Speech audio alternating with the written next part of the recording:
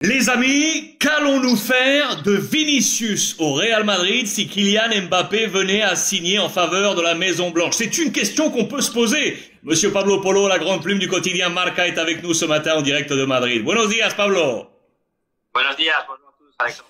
Tu sais, Pablo, on se pose une question ici en France, un peu la même question qui s'était posée un temps au Paris Saint-Germain sur la position de Kylian Mbappé avec Neymar. On occupe ce flanc gauche. Tu peux imaginer que la même question se pose ici en France concernant le Real Madrid. Imaginons que Mbappé file au Real. Que va-t-il se passer notamment avec Vinicius? Que va-t-il se passer avec Vinicius? Est-ce que tu peux nous éclairer sur le possible nouveau dessein du Real Madrid si Mbappé venait à signer? Oui, Alexandre, et c'est une question compliquée, mais pas pour moi, surtout pour Carlo Ancelotti. C'est lui qui doit décider et c'est lui qui aura le problème. Évidemment, un bon problème parce qu'il y aura de bons joueurs. Imaginons que Kylian va venir cette année à Real Madrid. C'est évident que c'est une bonne nouvelle pour Carlo Ancelotti. Mais attention, parce que tactiquement, il y aura un problème. Évidemment on a vu que Vinicius, ça imposait vraiment au Real Madrid sur le côté gauche, c'est évident.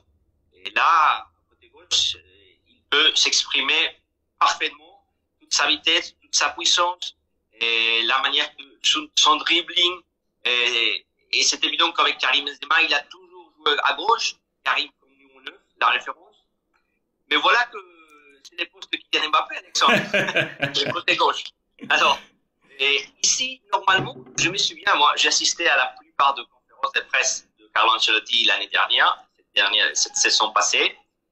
Et c'est évident qu'il a posé cette question plusieurs fois. Et c'est évident qu'il a toujours répondu que Vinicius, c'est son joueur de côté gauche, même si Kylian Mbappé venait au Real Madrid. Mais c'est évident que c'est la réponse plus facile, Alexandre. Parce que c'est évident que Kylian n'était pas au Real Madrid et Vinicius était au Real Madrid. Alors, c'est évident que Carlo Ancelotti va dire ce que Vinicius voulait écouter. On verra si Kylian Mbappé arrive au Real, qu'est-ce qu'il fait. Parce que moi, je me souviens aussi qu'au PSG, Kylian Mbappé s'avait manifesté déjà sur...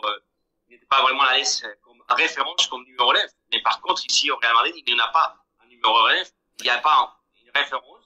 Et normalement, c'était lui qui devrait occuper cette place. Est-ce qu'on peut aussi imaginer du coup un changement de système? Parce qu'on a vu ces dernières 48 heures dans la presse un système avec du coup pas de numéro 9 et deux hommes en pointe et un homme juste derrière. Les deux hommes en pointe avec Rodrigo et Vinicius et Bellingham qui seraient juste derrière. Est-ce qu'on pourrait imaginer ce type de schéma avec Kylian Mbappé ou est-ce que de nouveau il faut craindre pour l'avenir de Vinicius? Non, normalement, l'avenir de Vinicius, le Real veut le faire devenir le leader. Okay. Sauf l'arrivée de Kylian Mbappé. C'est évident que si Kylian arrive, on verra le leader ça devrait montrer sur le terrain, mais c'est évident que Kylian c'est un leader. Et sur le plan tactique, c'est évident, et surtout si Vinicius et Kylian n'arrivent pas, Alexandre, que Ancelotti va changer son système de jeu parce que il y en a plein de joueurs du milieu de terrain, et par contre, il n'y a pas de numéro 9 de référence. Moi, je pense qu'avec Kylian Mbappé, c'est évident que tu peux garder les 4-3-3 de Carlo Ancelotti, Kylian Mbappé, Rodrigo et Vinicius. Moi, je pense que c'est l'attaque qui reste les Madridistas et Florentino Pérez.